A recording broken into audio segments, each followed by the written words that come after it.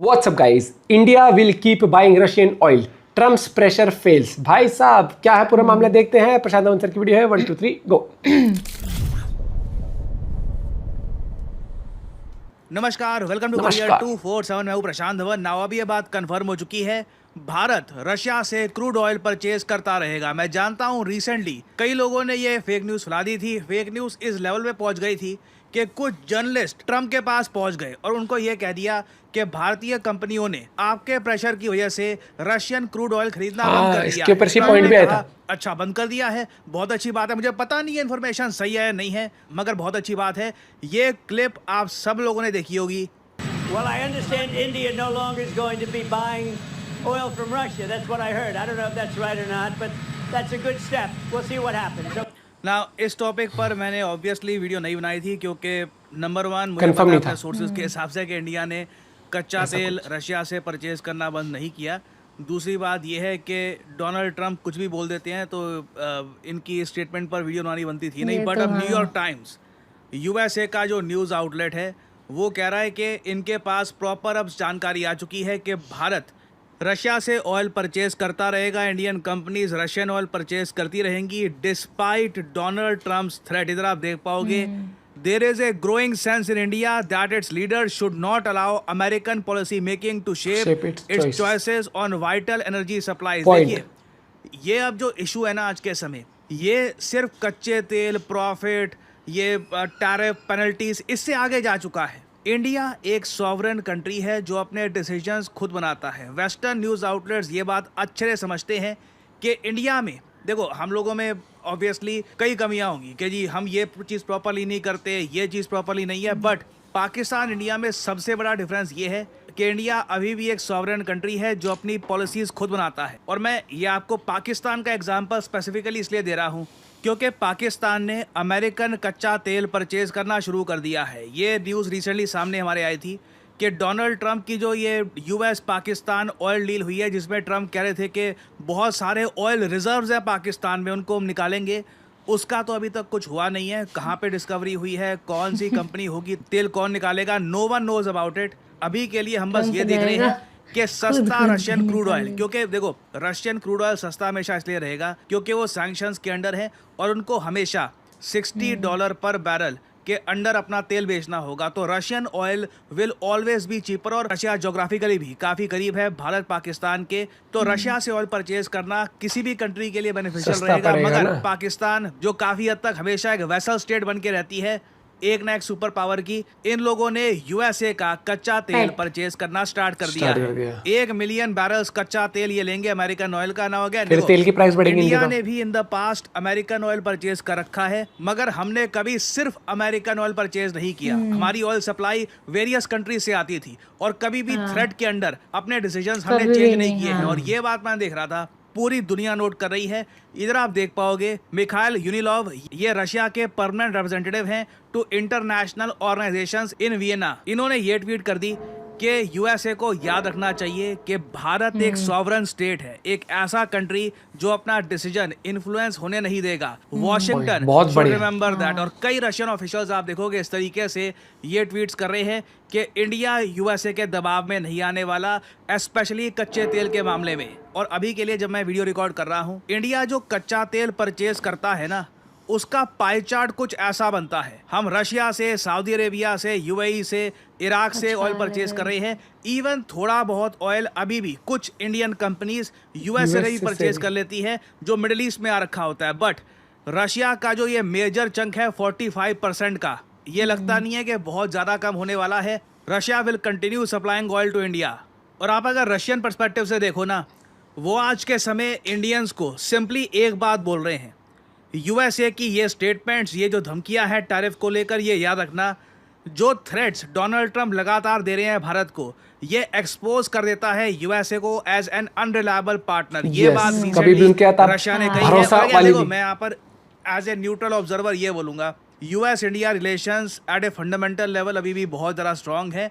हम दोनों कंट्रीज मिलकर सैटेलाइट लॉन्च कर रहे हैं। आईफोन्स की जो मैन्युफैक्चरिंग है भारत में बढ़ती ही जाएगी और India US partnership in the future grow होनी ही है। दोनों का जो ट्रेड है ये बिल्कुल ट्रम्प का थोड़ा सा वॉर ब्रेकर टाइप जाएगा। बट डोनाल्ड ट्रंप ने इतना ज्यादा डैमेज कर दिया है इंडिया यूएस रिलेशंस को अपनी स्टेटमेंट से कि अब रशिया खुलकर ये कह सकता है, और ऑलमोस्ट आप कह लीजिए ये भी एक टॉन्ट है इंडिया को कि यूएसए के साथ ये क्वाड बनाना। और क्योंकि आप सबको बताना चाहिए रशिया हमेशा इंडो पैसिफिक के अगेंस्ट था, क्वाड के अगेंस्ट था। अब इनको भी मौका मिल गया ये बोलने का कि यूएसए कभी भी भारत का एक रिलायबल पार्टनर नहीं रहेगा। एक सेंटिमेंट जो ऑलरेडी काफी एग्जिस्ट करती थी समझते के माइंड में, अब ये प्रॉपर्ली सॉलिडिफाई हो गई है। रशिया इसी को एम्फसाइज करके कह रहा है यहाँ पर कि through these threats and measures the West is planting a time bomb under its own relations with India. ये बात रशिया साफ साफ कह रहा है। ना सिर्फ यूएस, इवन यूरोप की भी जो धमकी आ रही है इंडिया में, ये लोग एक टाइम बॉम्ब प्लांट कर रहे हैं जो हमेशा के लिए दोनों के रिलेशंस को डैमेज कर देगा, deliberately demonstrating its unreliability. The threats coming from the US certainly do not inspire trust. They only further highlight the unreliability of USA as a partner. और रशिया ये सब इसलिए कह सकता है क्योंकि आप सबको याद नहीं आ रहा होगा रशिया ने कभी एक इशू को लेकर भारत को धमकी दी हो। एक्चुअली मेन चीज यहाँ पर है द फ्रीडम ऑफ चॉइस। मैं आपसे एक सवाल पूछूंगा, सच में सोच कर देखना। भारत ब्रिक्स समिट को अटेंड करता है, क्या ब्रिक्स में भारत पे दबाव डाला जाता है कि G7 समिट को अटेंड मत करो, क्वाड को छोड़ दो या फिर इंडो पैसिफिक को त्याग दो? ये स्टेटमेंट अलग से रशिया ने दे रखी है कि हम क्वाड के फेवर में नहीं है, इंडो पैसिफिक को हम नहीं मानते, मगर कभी व्लादिमीर पुतिन ने धमकी नहीं दी भारत को कि हम ऑयल भेजना बंद कर देंगे अनलेस इंडिया अपने सारे रिलेशंस यूएसए के साथ तोड़ता नहीं है। और यही चीज मैटर करती है, the freedom to choose. Western countries ये बात नहीं समझ रही कि इंडिया जैसा सॉवरेन कंट्री जो अपनी फ्रीडम के लिए लड़ा है, जिसका एक इतिहास रहा है अपनी फ्रीडम के लिए, अपनी चॉइस के लिए लड़ने का, वहां पर सबसे वर्स्ट चीज ये लोग ये कर सकते हैं कि इंडियंस को फोर्सफुली ये बोलना कि तुम्हें क्या करना चाहिए क्या नहीं करना चाहिए। और ये बात सिर्फ मैं नहीं कह रहा, आप अमेरिकन मीडिया को भी देख लो कि इंडिया आज के समय शॉक मोड में है ओवर ट्रम्प्स ऑनस्लॉट। क्योंकि डोनाल्ड ट्रम्प, जैसे मैंने आपको पहले बताया था, जो इनकी पहली टर्म थी उसमें काफी हद तक प्रो इंडिया थे, इसलिए कई इंडियंस ने इनको सपोर्ट भी किया था कि सेकंड टर्म के कैंपेन में। मगर अचानक से डोनाल्ड ट्रंप का जो ये एक पैतरा है कि इंडिया पे एक्सट्रीम प्रेशर ये डाल देंगे, उससे इंडिया मान जाएगा और यूएसए की चल जाएगी, इससे इंडिया में बिल्कुल शॉक है कि ट्रंप ऐसे निकलेंगे, किसी को पता था नहीं। और न्यूयॉर्क टाइम्स में ये भी लिखा जा रहा है कि इनको उम्मीद है कि इवेंचुअली इंडिया और यूएस का जो रिलेशनशिप है, जिसने काफ़ी झटके सहे हैं, ये आगे बढ़ता रहेगा। बट अनफॉर्चुनेटली मुझको बोलना पड़ेगा यहाँ पे, ट्रंप कल को प्रेसिडेंट नहीं भी रहते ना, यूएसए जेन्युइनली, यूएसए ने अब एक ऐसी एज में जब सोशल मीडिया है, जब हर जियोपॉलिटिकल डेवलपमेंट पर वीडियोस बनाई जाती है, अपने आप को सॉलिडिफाई कर लिया है as an unreliable partner. Indians ये जो धमकियां हैं ट्रम्प की, ये भूलने नहीं वाले, और परहैप्स अमेरिकन्स काफी लंबे समय बाद रियलाइज करेंगे जब इनको इंडिया की किसी जियोपॉलिटिकल इवेंट में बहुत ज्यादा नीड होगी कि वक्त बदलता है दोस्तों, तक डैमेज कर आएगा। खैर ओवरऑल ये महीना बहुत ही इवेंटफुल होने वाला है, बड़ी जियोपॉलिटिकल डेवलपमेंट्स होंगी, कुछ अपडेट्स आती है तो मैं आपके लिए अपडेटेड वीडियोस लाता रहूंगा। और फाइनली यहाँ बहुत जल्दी ये पलटेगा, लिखवा के ले लो, तो ये इसके टैरिफ भी पलटेंगे, इसकी धौंस भी पलटेगी। आपके हमेशा चॉइस होना चाहिए, इनको दे दे चॉइस कि तुम हमारे साथ ट्रेड करनी तो इंडिया के माइक्रोमैक्स इन सब कंपनियों के फोन यूज करो, आईफोन यूज नहीं करोगे तुम, तब तो बड़ी जल्दी भाई समझा करो। मार्केट क्या, दुकान पे अब ये थोड़ी हो जाएगा, मार्केट में घुस गए तो स्टार्टिंग में खड़ा हुआ हो, वो 4 दुकान मेरी वहीं से सामान लेगा, कहीं और से लेगा नहीं।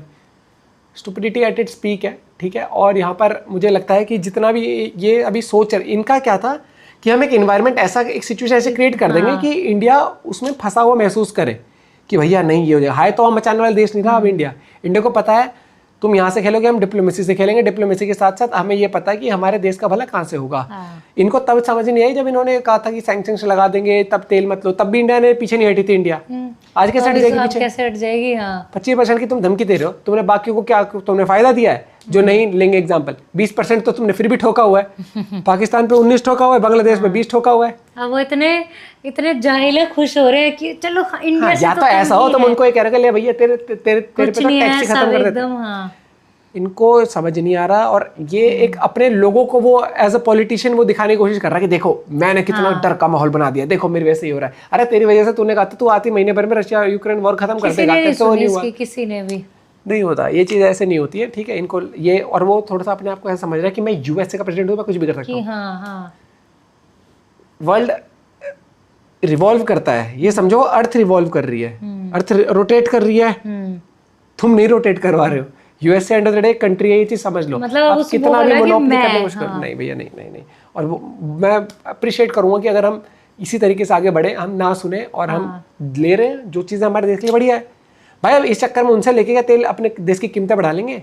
आम जनता तो फिर यही बोलेगी ना, और ऑपोजिशन भाग के आएगा, यस मोदी जी ने 2 रुपए बढ़ा दिए तेल के ऊपर, देखो ये सरकार, और 5 रुपए बढ़ गए सिलेंडर, फिर वो चीज बोलेंगे। अभी तो वो कह रहे हैं कि हाँ ट्रंप ने देखो बोला डेड इकोनॉमी, देख लो हम तो कह रहे थे हमारा देश की अर्थव्यवस्था कमजोर हो रही है। कहाँ कमजोर हो रही है? टॉप 5 में आ गई, तब भी नहीं दिख रहा तुम्हें कुछ। ऑप्शंस कमाई के लोग भाई इतने सारे ऑप्शंस हैं। अपना पॉइंट ऑफ व्यू शेयर करेगा। Bye bye, take care.